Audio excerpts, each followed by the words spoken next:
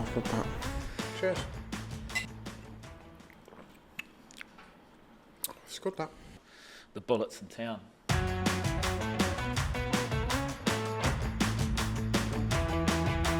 100 grand in debt, going to tour school. Me and Lucy just got his first house. If I would have missed, my card, I would have been bankrupt. COVID would have hit. She would have been, her business would have been big. We would have lost the house. We would have lost everything. Oh, I was struggling, Me and Lucy were struggling. There's like a junior open on, like £5 to enter. And the guy says, "Oh, what's your handicap?" And my dad went, "He's not handicapped." We didn't have a clue, you know what I mean? I had no idea about golf at all. I was doing a Snapchat at the time, getting all excited. Opened it up and I went, "The bullet." So they got Genuine typo. Yeah. Wrestling a snake in a phone box then, you know what I mean? Played with Rory a few weeks ago. I just couldn't leave him alone, just wanted to ask questions, you know what I mean? Tiger walked on the range, I walked straight over next to him. Threw my balls down, they went all over the floor, hit him on the heels. I'm like, oh no, this is going bad straight off here. Tiger's going to think I'm, Yourself. an idiot, yeah.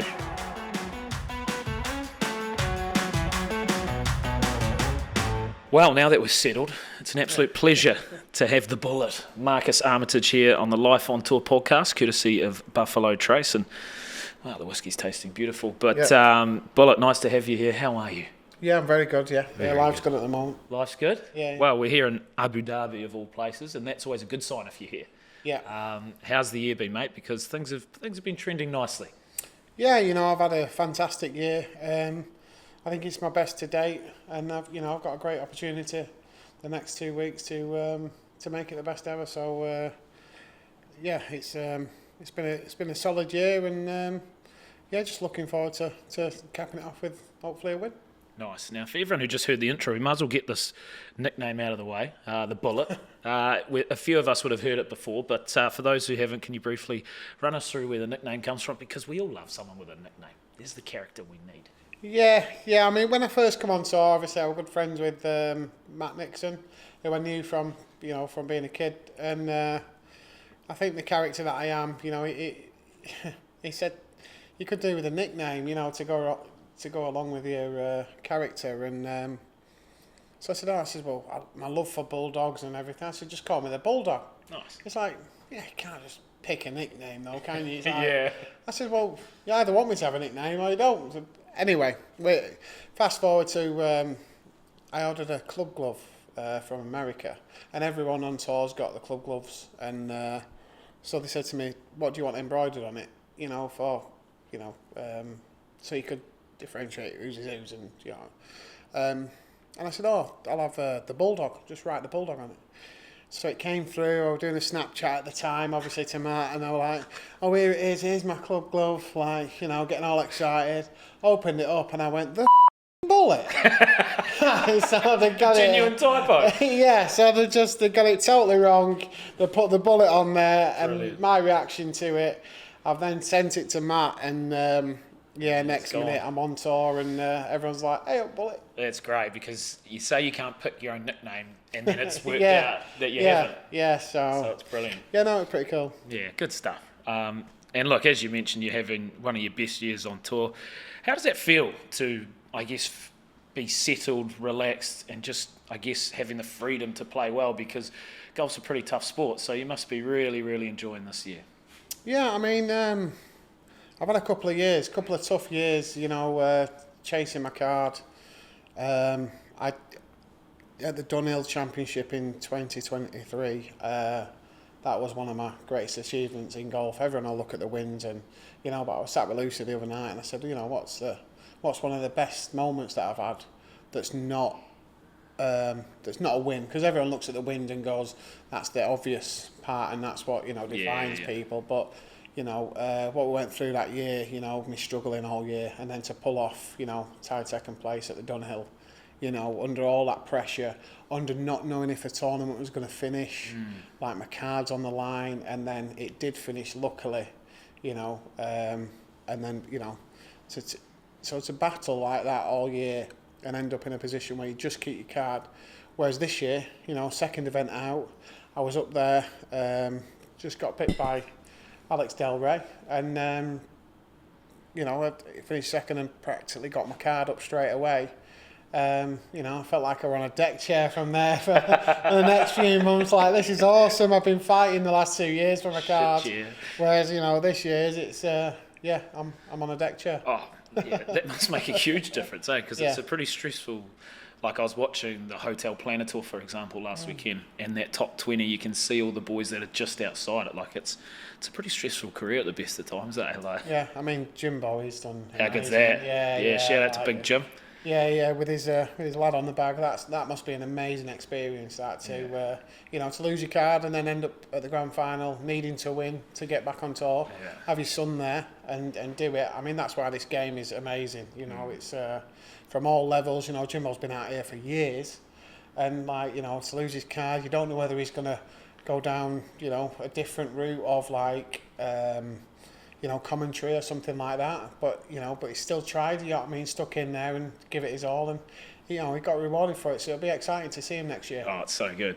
Obviously, a great friend of the podcast, and you'll probably be well aware that last time we were here in Abu Dhabi, we sat down with Paul Waring and Sully, and Paul drank half the bottle of whiskey, in fact, and I think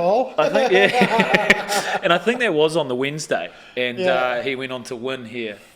So I better neck it all. Mate, it's the magic juice. We've actually done pretty well on past champions, which is good. Yeah, no, good.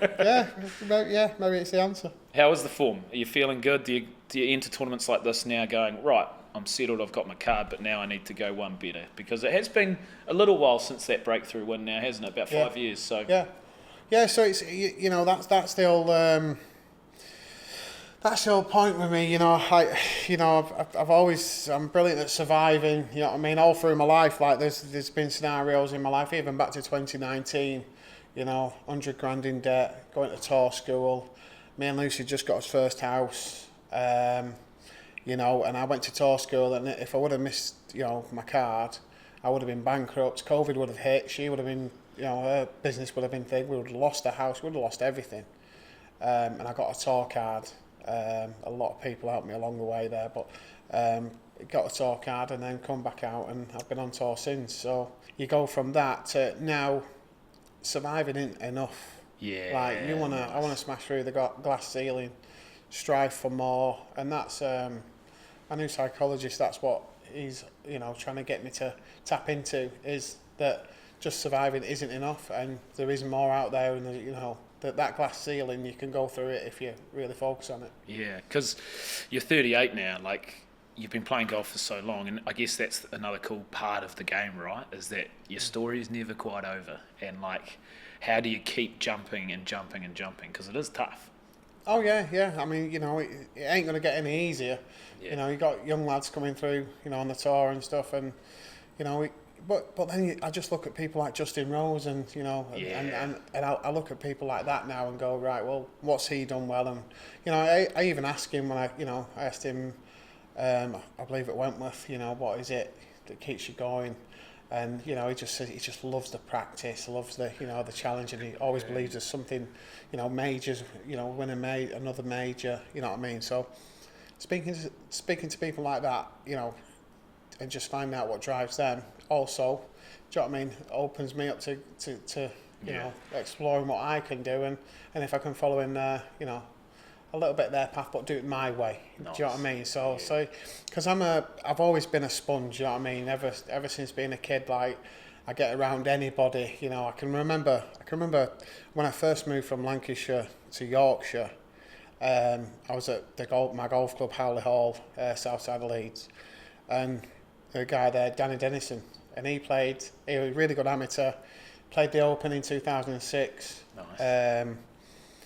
And then he got on Challenge Tour, won on Challenge Tour, and all the time that I was watching him practice, I was like, he's the bar for me. I've got to catch Danny. Like Danny's the boy, you know what I mean? Yeah. So, and that's all that. And any time that I was around him, I just wanted to try and extract information from him and stuff like. But anybody who was good, do you know what I mean? I can go back to the early days back in Oldham when if the pros clubs came up for sale, I'd say to my dad, I've got to have these. Yeah. These are the pros clubs, these are the, good stuff. There's loads of bits of stories there about the beginning. Yeah. just a student of the game, just love it. You know, played with Rory a few weeks ago, 9 holes at Wentworth, and I just couldn't leave him alone. Just wanted to ask questions. You know what I mean? I'm just, I'm just intrigued and just want to know how people are. Just gather as much information as I can, but then also I've got to believe that that I've got to do it my way, and just use tools here and there. Because that's quite nice to hear. Like, we've talked to a few golfers over time, and some of them don't love the game of golf. It's become a job for a lot of players. Yeah.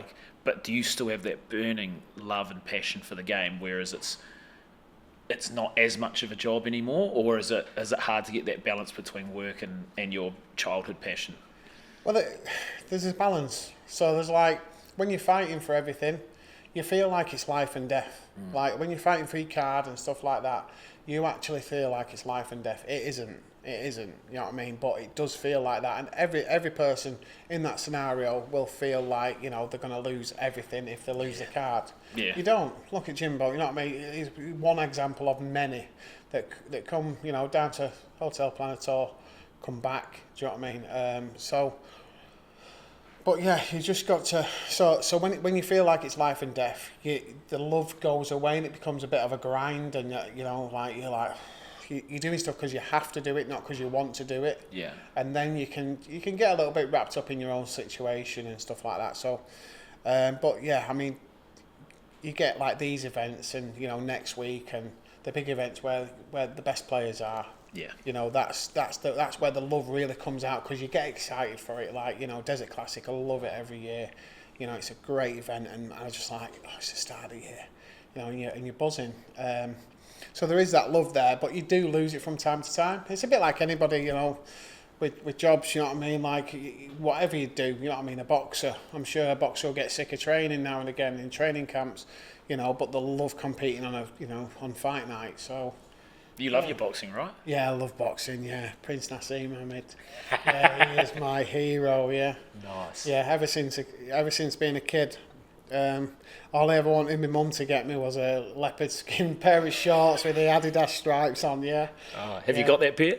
I haven't. No, we need to find that. I speak to Naz now and again, and he's got all his shorts locked up. So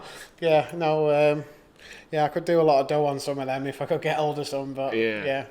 What does the bullet do outside of golf? What's sort of some of the things that I guess get you going? Because it's great to love your football, love your boxing, and have distractions, I guess, right? Do you know what? I just love being at home. Yeah, I just love sitting on the sofa at home with my nice cup of coffee. Oof. Have me Ralph on the side of it. Tommy always sits between my legs, and just watch golf. You know what I mean? Yeah. You're a golf pervert. Yeah. I could watch it all day and play it all day and watch it all night. That's what I'm like. Brilliant. I put it on mute now though.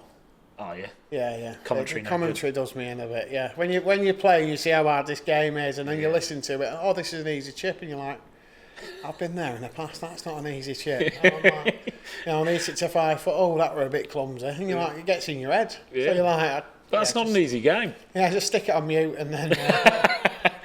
You get maybe commentate yourself. Sorry? Commentate yourself. No, I bet you it's... I'm quite good at that. I would be if you could swear. Yeah.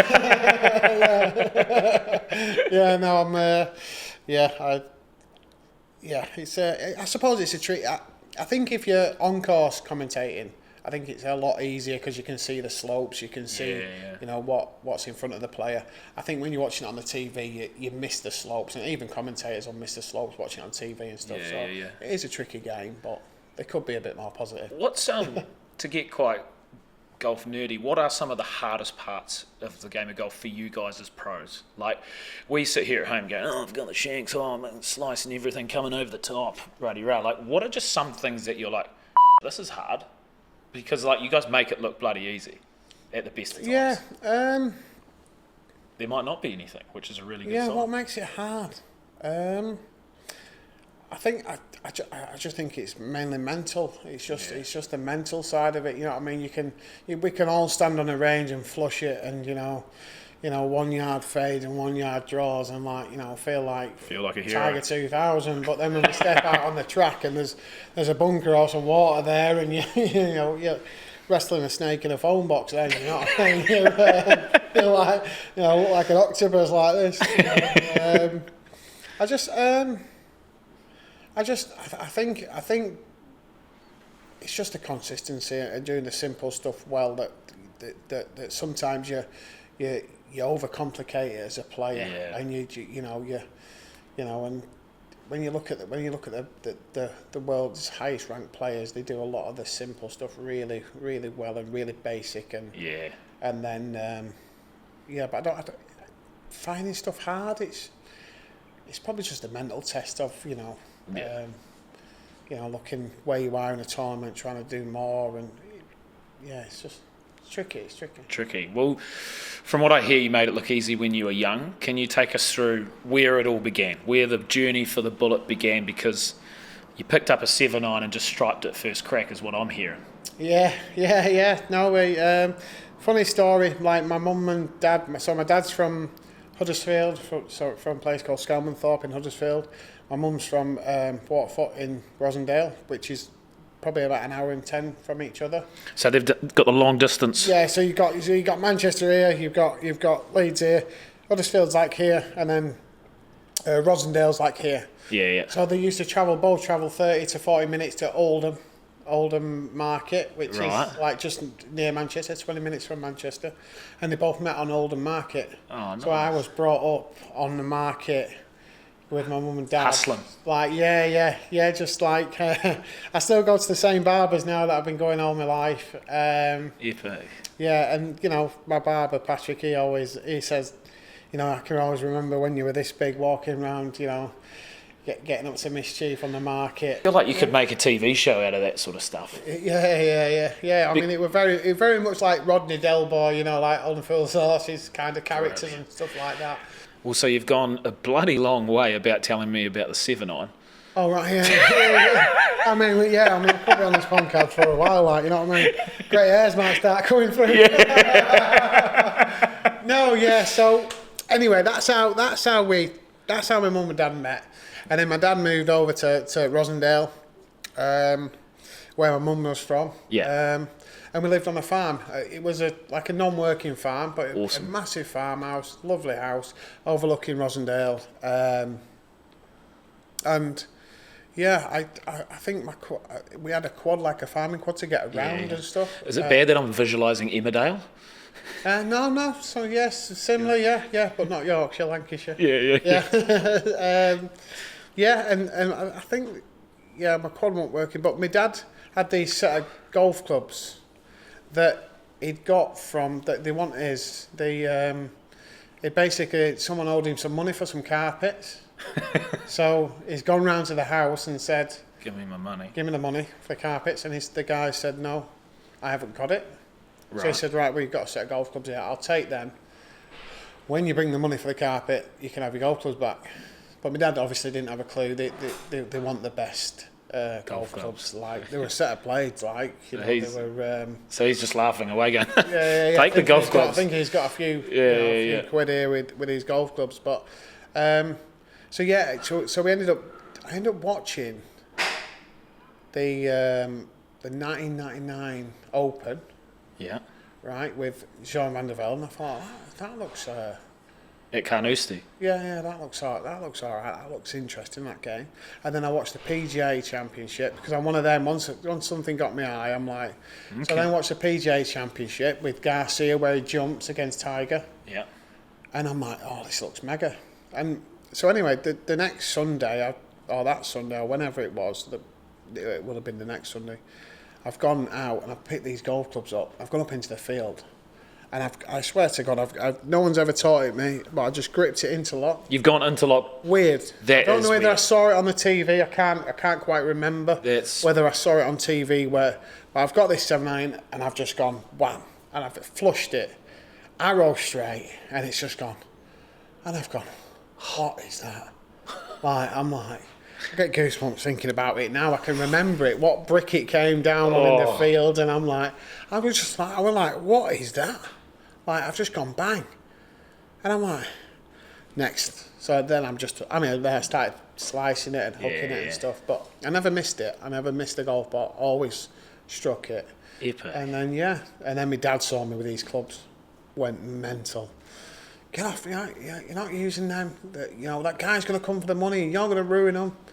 You're an idiot. I'm like, oh. But at this time, like, my mum was ill with cancer at the time. So, like, my dad didn't really, and my dad's friend kept coming round to give him a hand to look after my mum and stuff, and I kept sneaking out with these golf clubs, and it was actually, I think it might have been Michael, his friend, who said, "Oh, I didn't know your Marcus played golf." He went, "He don't, does he? He's not out there again, is he?" And he says, "Hang on a minute, Phil, he's really good at it, And then my mum said, "Look, I think you should take Marcus to the golf club." Brilliant. Yeah. And then you were self-taught, like you didn't have a coach for ages, you just kept going and going and going. You got addicted. Yeah, so what happened is we ended up going to Oldham Golf Club, just because it was like, I mean, it's half an hour from our house, but nice. It was just near to the market. So we went there on a Sunday, and we turned up, there was a guy called John Beverley, and there's like a junior open on, so like £5 to enter. And the guy says, "Oh, what's your handicap?" And my dad went, "He's not handicapped." Like, we didn't have a clue, you know what I mean? I've just I had no idea about golf at all. Got plenty of those. Yeah. So anyway, he says, no, I don't mean that, sorry, Anyway, we end up playing 9 holes of this junior comp, and I think I came tied first, but I didn't have an handicap, so I couldn't win it. And then we ended up joining Oldham Golf Club, and Outstanding. And then obviously, sadly, I lost my mum then in 2001, March of 2001. She passed away, and then I left school straight away. I couldn't handle school at all. After that, I was just like, I just had no interest in school. All I wanted to do was be on the golf course and practice.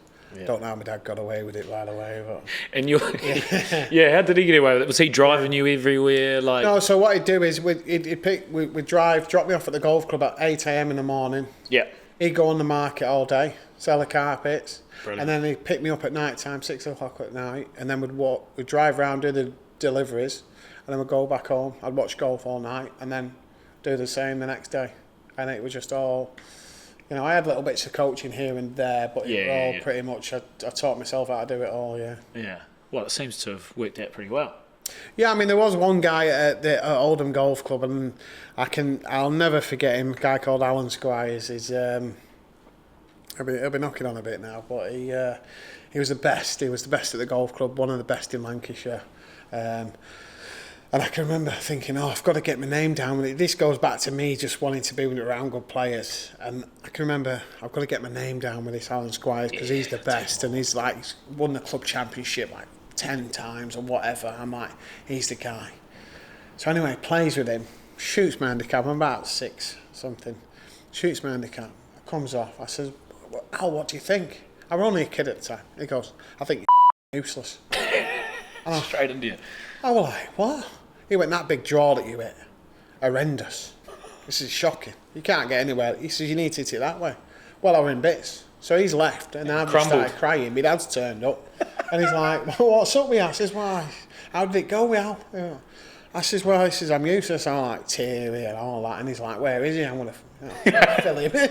But I said, no, it's all right. Unbeknown to me, I then, for the next 2 weeks, I'm on the range just coming over the top of it. Oh, no, he's ruined your swing. Slicing everything, right? He's got in your head. So then I see his name on the board again, writes it down. I thought, I'm going to show him. Watch this, right? So gets on the first tee, plays with him, hits everything left to right, all the way around, shoots me handicap again, right? Comes off. A bit cockily, I go, "Well, what do you think about that now, Al?" And he goes, "You're putting shocking, mate." At that point, you've got to stay away from this guy. Yeah, at that point, I'm just like, he's you know what I mean? Anyway, what happens then? Next week, I'm on the putting green. Where's one of the practice putting greens out? Just totally wore it out, just because I was just on there, just practicing pace putts. And then Al actually come up to me and said, he went, one day, he said, "Oh, come on," he said, "I'll take you out on the course and show you some stuff now." Oh. And I'm like, I'm all right, Al. I says, he says, look, he said, "Listen," He went, I wanted to see what type of lad you was. He went, and if you're worth my time. He went, and he said, you're an amazing lad. And he went out, showed me loads of short game shots. And I still go and see him now and again. You know, he's at Saddleworth Golf Club. Yeah. And he, every time I go up, he'll get, 20 or 30 members, and they come. It's like a big match. I haven't done it for a couple of years, but it's good to see him. And nice. And so how did the journey go, I guess, from being young and good and talented and hitting it both ways to becoming a pro? Because obviously, like, once you start getting to that stage, things get interesting. How was the journey from amateur to pro, and then obviously the Euro Pro Tour onto the Hotel Planet Tour? Can you sort of briefly run us through that chapter? Because it's a bit of a roller coaster, isn't it? Oh, yeah. I mean, I was okay as an amateur. Like, I won Lancashire Boys when I was 16, 17. But then I didn't really do anything after that. I was a sponge at everything, and I was just relying on talent. And I struggled a little bit. But then I was just like, my dad, obviously the market went really downhill. Right. My dad, I think he came off the market. I'm not sure what year, but at that point I was like, I need to turn pro. I need to earn some money. Yeah. Or try and earn some money. I started on all the mini tours around Manchester. Like 1836 tour, there's the Players Tour it was back then, and you put your 300 quid in and go and try and win 500-600 quid, or whatever it was. It might have been 1,000 or 2,000 at the time. So and I played a lot of that, them tours for quite a long time, and then I ended up on the you got the Hotel Planet Tour. Yeah. You got your breakthrough win there. Was it 2016? That was 2016, in China, yeah. Yeah. But prior to that, I got on there through the Euro Pro Tour. Yeah. I had a couple of rough years around 2010 to 2012, outside of golf. I went down a bit of a dark path there. Yeah. But that's. I don't regret any of it, because it moulds me to, it's a part of my journey, that bit. I don't really want to go into it, but so I came out of that, and I started again on the mini tours back in 2013, and then I rung a friend and I said, actually there's another story. So me and my dad, we had no money, hardly any money at all, and in 2013 I said to my dad, look, if we can go down and get a Euro Pro Tour card, I think we can either just give up all the winnings that we can win just to go and play on there. I said, I'll find some way. I said, but we couldn't afford accommodation. Right. So we went down in March, I think it was, or February, to Oxford, to Filford Heath, and we slept in a tent. Oh my God. Right, at Euro Pro Tour School. Wow. Right, so we get started, it was freezing. And I was smoking. It's cold indoors. I was smoking at the time. And a friend, Alex Bell, he'd put 40 quid in my Bushnell thing. And he said to me, if you spend it on cigarettes, you deserve to do rubbish. But if you spend it on something, that's worthwhile, all the best, mate. So that night, I think I shot about 3 or 4 over the first round. And then that night, I found that money. And we went to Argos, we bought these 2 big quilts. One for me, one for my dad. Nice. Right? And we went back in the tent, and I got wrapped up in this quilt. And I slept like a log, what I mean? I slept like a log. Amazing. Got up the next day, 6 under, bang. Anyway, gets a Euro Pro Tour card, right, from staying in a tent. Yeah. That's so cool. It's amazing, those stories that you don't hear about, how tough it can be. That's awesome. Yeah. So, and then I went on the mini tours, and I was winning, I think I might have won 5 or 6 of the mini, the one day events. Yeah. And then I said to one of my friends, I said, listen, if I go to Euro Pro in Ireland, will you pay for me to go, all my expenses, and I'll give you half the winnings, if of whatever I win, plus what you give me back. So we went, so him and his friend did it for me, and I went to Ireland and won. They're literally gambling on you. Yeah, practically, yeah. So I think they paid 1,600 quid or whatever. Correct. I went there, played, won. So I won 10 grand. It's a great result, great return, ROI. Well, yeah. I think they got 6,500 back, and I got 3,500. So I was buzzing because it wasn't just that. It opened up the doors to me being on the Euro Pro Tour and me being, you know what I mean. So like they're the risks you have to. They're obviously like the things that, you know, it's not about the money at that point. It is because you're struggling and you've got no money, but you've got to see past it. You've got to go, well, if I can get status and I can get, you know, to a level here, the money will come in time as a byproduct. Yeah. So, yeah. And then, so from there, that propels you to the Hotel Planner Tour. No, that didn't. So then what I did the is, end of that season. The back end of that year, I met a fella, a guy called Anthony Sheehy. Thought you were going to say you met your wife. No. I met a fella. Oh no! I still haven't got to Lucy. Yeah, no, we'll get to her. Yeah. I'm best friends with her at this time. Yeah, nice. Yeah. So yeah, I'm lining you're it in the up. friend zone. I'm lining it up. Yeah. Yeah, I'm lining it up. Well, you're sleeping out of a tent, mate, so she's probably keeping you in the friend zone for a reason. Yeah. So you've met a fella. So I met a fella, Anthony Sheehy. I think his older brother used to teach on tour back in the 90s, Dennis Sheehy. And he transformed my outlook on the game and, you know, goal swing and stuff like that. Transformed, you know, the way that I see it and my knowledge of it. It gave me a lot of knowledge going forward that I hadn't seen before. Totally different way of teaching, you know what I mean? So I saw him, and then, I then had an average 2014, 2015. Then I win, and that's when I get with Lucy. So she's got to take a bit of credit here. Nice. You know, I get with Lucy, and I win twice on the Euro Pro Tour. Right. And then that gets me on Hotel Planner, and then. Yeah. And then it just keeps going. It just keeps going. And then so you've got Hotel Planner Tour, and then you've won there, and then you've got your European Tour card for the first time. Can you, after all that, the living in a tent, you know, your dad getting golf clubs, swapping it for carpet, all these amazing little stories, can you describe the emotion of getting your European Tour card for the first time? I mean, it's amazing. It's like...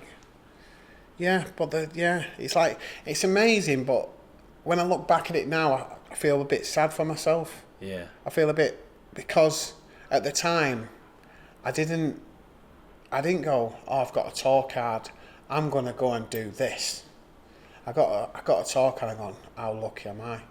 Like, just enjoy this, because it's going to get taken away from you. Like a weird thing. Like I got there. And then I just didn't believe I was good enough to be there. I'm just lucky to be here. Like what? Imposter syndrome. Yeah, like imposter syndrome massively. Then I'm like joking around, and I got a picture. I think I was looking last night with Lucy actually. I had a picture with like Lazabal, Retief Goosen, Rory. I've got Rory when Stormy had just beat him. Down in South Africa. I mean, amazing from Rory to have a picture with me after just losing a playoff. You know what I mean? He's like, who's this? Yeah. Any chance, Rory? Like, you know what I mean? Oh, cheers, mate. I just lost. Yeah. Justin Rose. He had his gold medal in Hong Kong, and I got hold of it. I said, "Oh, it looks like a giant chocolate coin." He's looking at me thinking, "Who is this kid?" You know, Garcia, everyone. Like Tiger, met Tiger. Did you get his autograph on here? Oh yeah, I wore a red shirt at Desert Classic. His Nike red shirt. Oh, brilliant. And I've got it framed at home, and I got him to sign it here. What did you? Whilst you were wearing it? Yeah, whilst I was wearing it, I've got a picture of it. Yeah. Funny story. So I'm playing with Sam Walker. We're out on the course, and I see this guy walking down the famous eighth hole at Desert Classic. Oh yeah, cool hole. I'm thinking. And everyone's always winding me up, like, because they know what I'm like. So, and Sam Walker goes, "That's Joe LaCava, that, mate." so I've gone, "No, it ain't." I says, "No, it ain't." I said, "It's Joe LaCava." I think we were playing with Rocky at the time as well. And I went, "Hey," I said, "It's Joe." So anyway, Joe LaCava walks on the tee. I said, "Hey, Joe, when's the big cat getting here?" Like that, straight away on about Tiger. Straight into it. And he's like, "Well, he's due to be here at 12:10. So after 9 holes, I was straight in, just waiting on the range, waiting for Tiger to come on. But that's what I mean. Brilliant. When I look back, it's funny now when I look back at it. Yeah. But I look back at it and think Probably a little bit distracted. Yeah, a little bit. Yeah, a little bit sad that I wasn't there thinking, preparing to win a gold. So I mean, I didn't get in that week. I was first reserve. But, Right. Oh, yeah, Tiger walked on the range. I walked straight over next to him. I threw my balls down. They went all over the floor. Hit him on the heels. I'm like, oh no, this is going bad straight off here. Tiger's gonna think I'm, yourself. an idiot. Yeah. And then I clipped a few, and then I was straight. As soon as I saw an angle, I was straight in. So he's turned around, just sort of yarning to his caddy, maybe just stretching. You're like, boom. Yeah, straight in. Yeah. How are you? You all right? I'm Marcus. Brilliant. Slap one here. Any chance you could? Yeah. Brilliant. So but I've still got it at home. Yeah. We'll so try and get a photo of that off you. That's great. Yeah. So it's I mean, but then obviously I lost my card. Well, that's the I guess the other end of the angle, isn't it? Yeah. Like you go from the euphoria and the excitement and being a little kid to going, ooh, okay, real life's just kicked me in the butt here, and you had to drop back down. Yeah, and to be fair, when I look back at it now, it actually happened. What I feared was it actually happened. Because I went from there back onto Hotel Planet Tour for 18, and then 19 I played terrible. We just got our first house, me and Lucy, and we're struggling for bills. I was playing off a credit card. There were a management group that had shafted me a few years before, so I was 70 grand in debt there. My car got stolen. I had the wrong insurance, so they wouldn't pay out. So I was 30 grand in debt from that. Right. And I was just a mess. I'd sold shares in myself at 100 quid a share, and I would car got broken into in Spain, all my stuff taken. I don't know, it's just it was a bad year, 2019. Just everything that went wrong. Everything just hit me, and do you know what? I stuck at it. I stuck strong, and I couldn't afford to go to tour school. So what I did is, I went to the bank, and because it hadn't really caught up with it hadn't really cottoned on at the bank that I was struggling really bad, and I said I took a business loan for a trackman. Right. I mean, I might get in trouble here, but I took a business loan for a trackman, but I didn't get a trackman. I entered tour school instead. Right, so I got the business loan, but I just used it a different way. Paid the business loan back, so I think everything's all right. That's fine. I think you're all clear. And so I went to tour school, got my tour card back. Brilliant. But then I didn't have any money to travel. I was skint, and Robert Rock and Sam Walker helped me out a lot there. Sam paid for my caddy, and Rocky paid for my flights. Awesome. Rocky was we're amazing there. How nice was that? Because that's a hell of a gesture. And that's, But and he did it the right way as well. He did it. He says, listen. He said, He said, I'll tell you when you can pay me back. He went, because he knew how much debt I were in. I were in about 90 odd grand worth of debt. And I can remember going out to Leopard Creek, first event, and I were up there after 3 rounds. I were 6th. I'm just counting the money. I'm like, but I've got 1 round to go here. Idiot. I'm just counting the money, thinking, I'm just spending it before it's even come in. And I went out that last day. I couldn't sleep that night. Went out that last day, and I think I shot 82 or something. Oh my God. I was,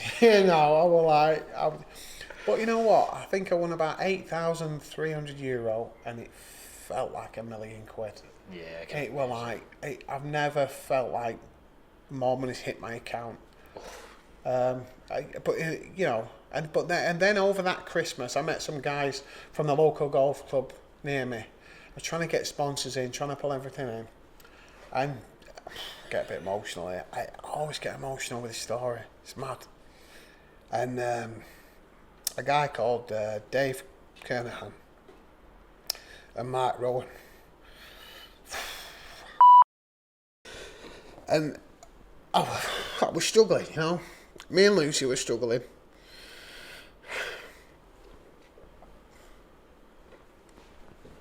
And I went to meet these guys, and they sat me down and they said, look, I want to give you 50 grand.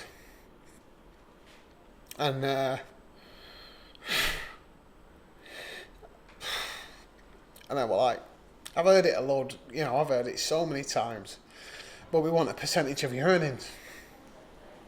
So I said, not a problem. And I always remember Dave and Mark putting their arm around me and saying, the struggle's over, kid. Wow. And I was like, I still feel it today. You know what I mean? I'll never forget that day. And I come out, South Africa, first event out, finished third. Hold the pot on the last 12-footer, got me in Abu Dhabi, got me in the Open. And I'll just never forget it. I think I won about 70 grand. And I was like, incredible. Yeah, just like they lifted this weight off me, this thing that I just like, I'm in the trenches and everything's a battle and everything's a, do you know what I mean? And I might give them a percentage of my winnings, but I've never been scared of doing that. Because it's all about just playing golf. Do you know what I mean? And when you're trying to survive, you're not just playing golf anymore, eh? You're desperately trying to survive rather than just having fun. Yeah. He's just desperate to keep going and to keep and not give in and not, and and then everything's just, obviously COVID happened and everything, but I was talking about that the other day, and COVID. I think there was a lot of blessings in disguise with COVID. Like, I think there's not many times that you get to just sit at home and have like no golf going on, and just being normal, because you were just constantly on the go. Yeah. So this week will finish, next week will start, next week will finish, then all of a sudden it'll be Australia. Like, so you're always thinking about the next thing. And I think COVID was a torrid time and a bad time for a lot of people. But I do also think there was a time where everyone could just press pause on the life and just be, you know what I mean, just be there. And I think that did me a world of good. And obviously, I just had the good finish and the sponsorship from Mark and Dave. Yeah. And, so life had just took a massive turn.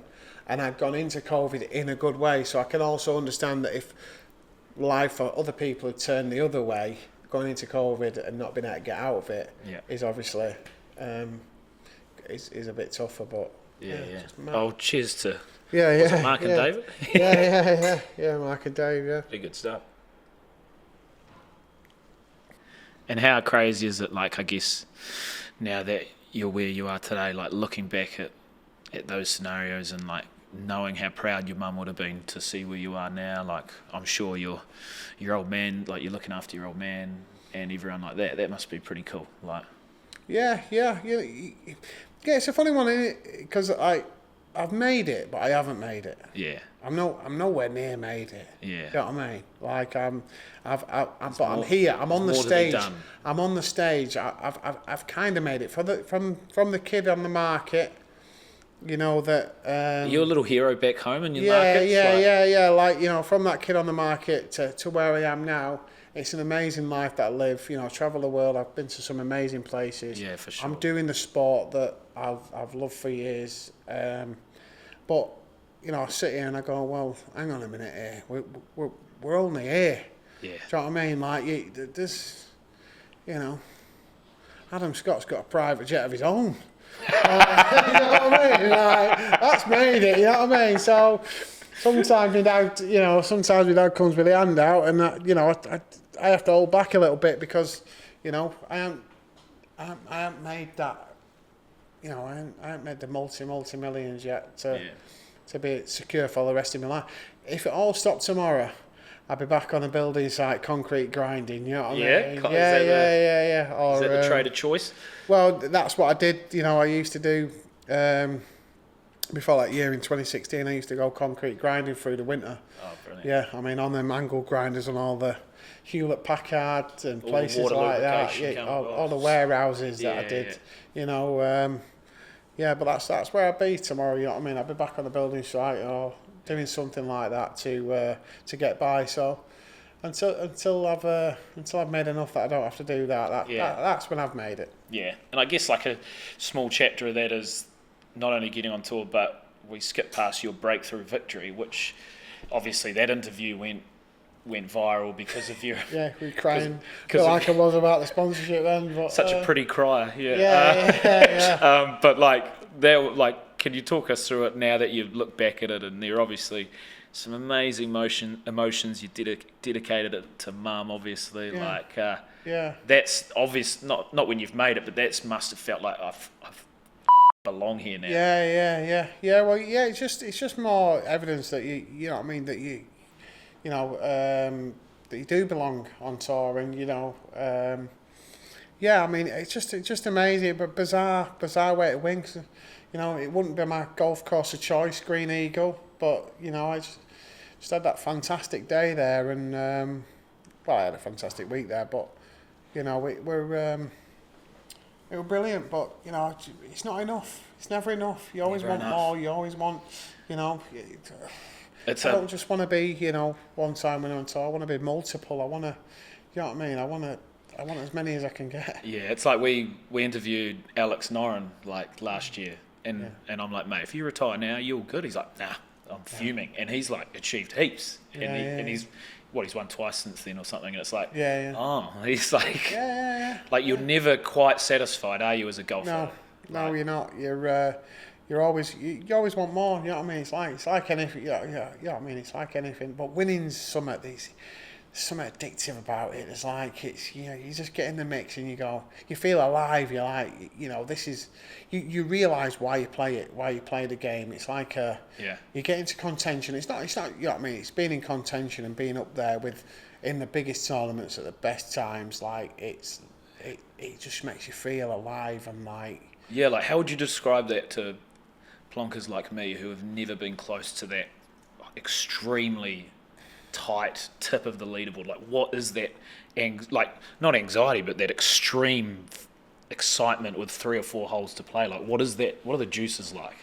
Well, it's a weird one because you've got excitement, you've got fear, you've got every emotion. You know what I mean? I could mess this up like I did at France this year, chipped it in the water. You know what I mean? But I had a go at it, so I'm like, it's like this emotional roller coaster. You're like, well, you gotta have a go at it, you gotta give it a go, but then you chip in the water, and you go, oh no, like what?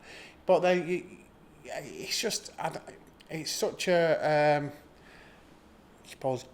Gambling gets close to it, I suppose.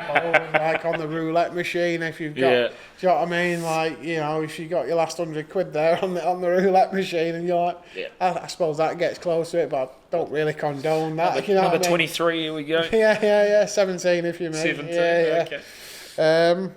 But yeah, I don't. Yeah, I suppose that's the closest thing you can get to it. It's everything. It's everything. So it's all the doubt that you have in yourself, but then you pull off the shot, and then you're like, why was I ever doubting that? Look how good I am. Like, but then you look at the next shot and you go, oh no, it's all going sideways here. Have you ever got like the genuine like speed wobble yippies almost like? Oh, I talk about it all the time. It's like holding a rattlesnake's. In the phone box. You know what I mean? You're like that. But then you just overcome it. You just focus on what you need to focus on, because everyone's the same. Yeah. Do you know what I mean? There's just everyone feels nerves. Everyone's like, gets. It's excitement really. It's whether you can control that excitement. Do you know what I mean? Because if it wasn't excitement, then if you didn't have that, the game would just be. Yeah. It'd be nothing, wouldn't it? It'd be like, I suppose it's like a boxer when he's going into the ring. It's like, he must be like thinking, oh, you know what I mean? But you just got to picture it and just visualise it and get it all right in your head and just go, right, okay. Well, everyone's going to feel like this. I mean, watching Rory this year at the Masters, I mean, incredible what he did. I've never heard his voice, by the way, in that manner, down 17 when he hit that 8 iron. The sheer, you could hear the panic, and not the panic in his voice, but like a bit of desperation. Go.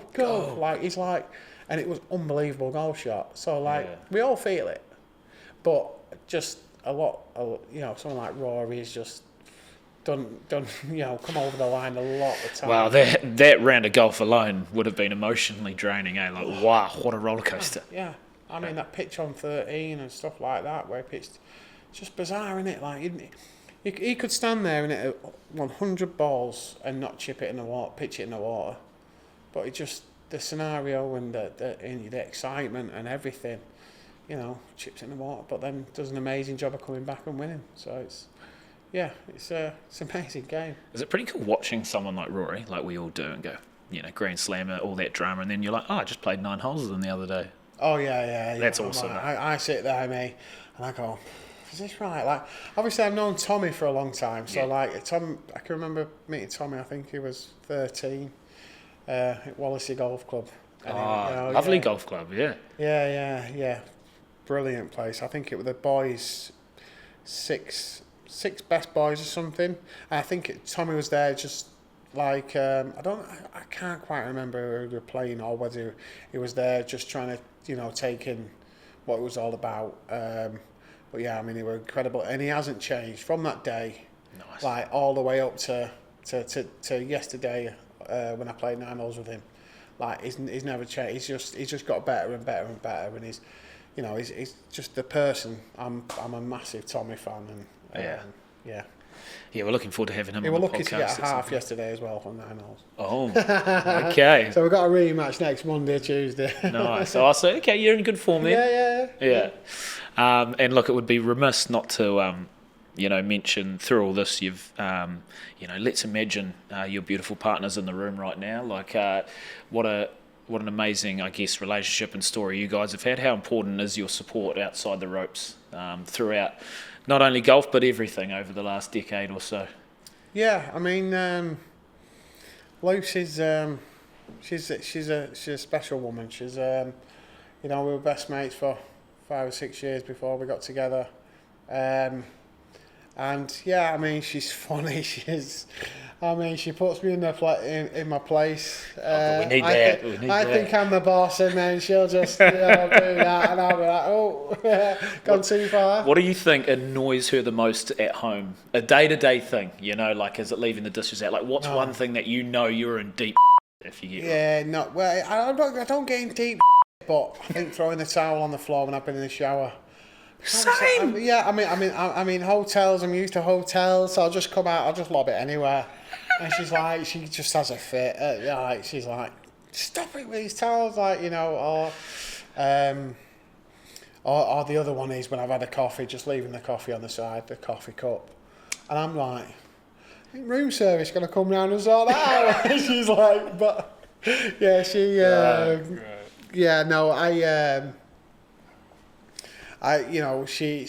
great with me because I just love, I love taking the mick, and you know what I mean. So I'm like, I'm trying to think what she texted me the other week, something about the dishes, and I went, well, surely the maid's going to come round and sort the dishes out. And she went, I will throw you out. Yeah, you stay with clear. The dogs if you carry on. And I'm like, oh, gone a bit too far there, but she's. Yeah, she's brilliant. You know what I mean. She looks after the dogs. She runs her own business.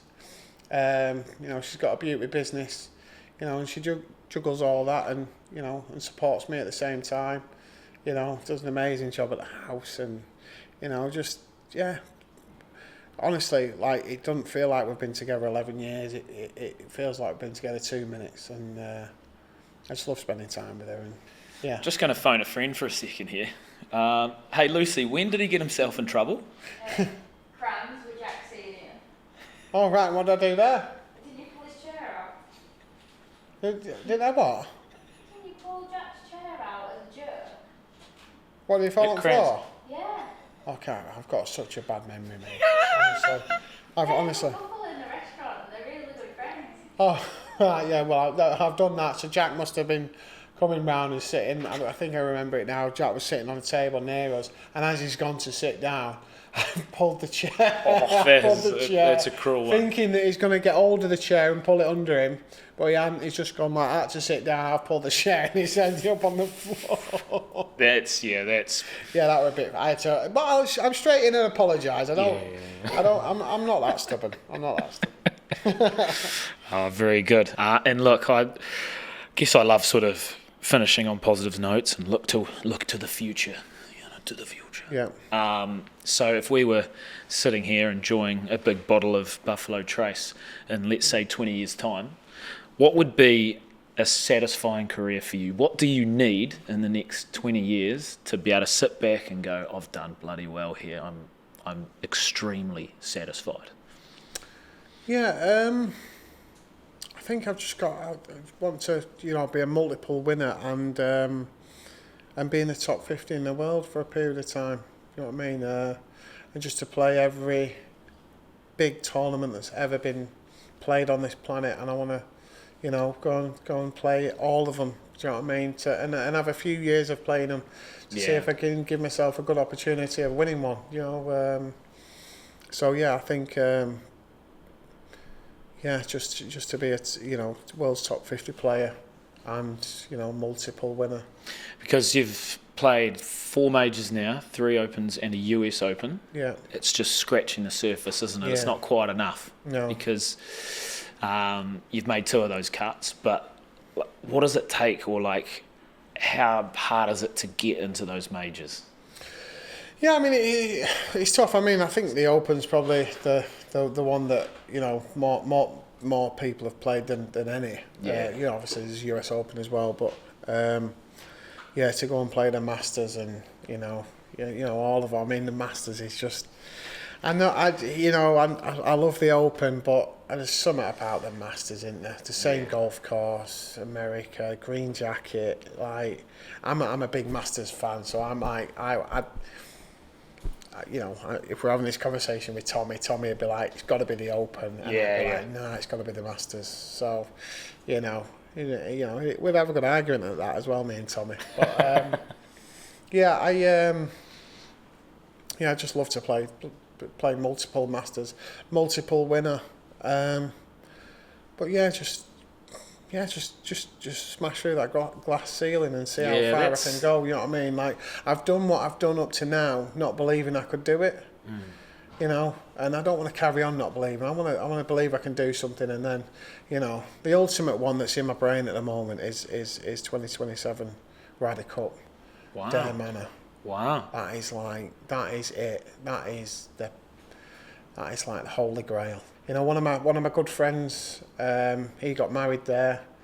I made the mistake of not going to his wedding. I played Crans instead, and it was probably one of the only regrets in my career. Should have gone to the wedding at Adair Manor, but he's going to be there. He's going to have a bit of hospitality, and to be playing in that's like the holy grail. So. And have you set out stages and phases to get there yet, or is it kind of in the planning stages? It's like, right, how do I get there? Well, it's in the planning stages. So the first thing really would be you need to get into America as quick as possible, right? Because you need them points. You need them. You need that bigger stage to show the captain, or or you need the bigger point stages to earn the points to get to qualify. So they're hopefully I can step towards that these next 2 weeks, and then we'll see.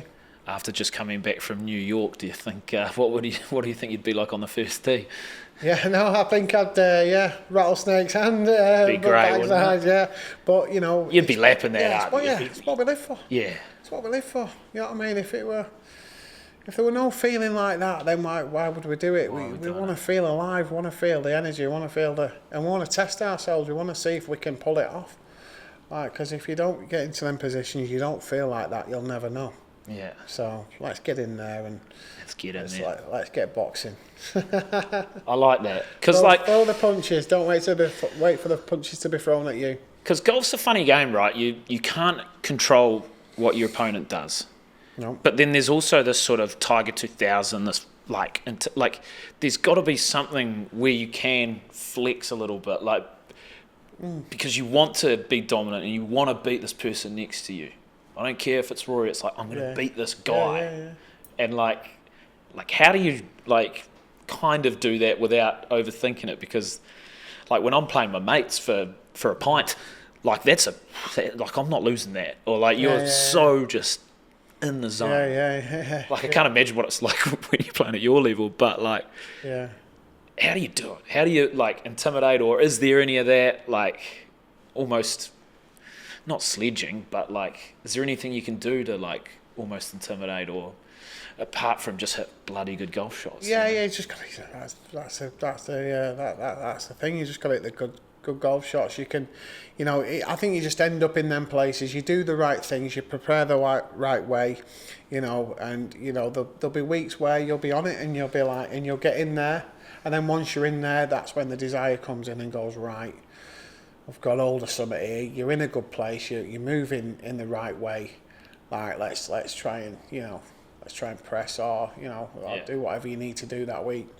But then there's other weeks where it's a little bit of a battle and you've just got to accept it and go, all right, well, we're just positioning here and we're just trying to learn and get ready for the weeks where you're going to be up there. Well, I'll give you the tip. I will be watching the leaderboard very closely in the near future for you, mate, because it's been a true joy to have this time with you. So we thank you for coming on and sharing all your amazing stories. I'm sure there's plenty more. Yeah, there is. We might have to do an episode too. But Bullet, pleasure to meet you. Thanks for sharing everything and best of luck for the next decade or so, because I'm sure there's more to come and I really do hope you break through that glass ceiling. Yeah. No, I'll be trying with everything that I've got. Nice. Bloody good. Cheers, Cheers, mate. Cheers.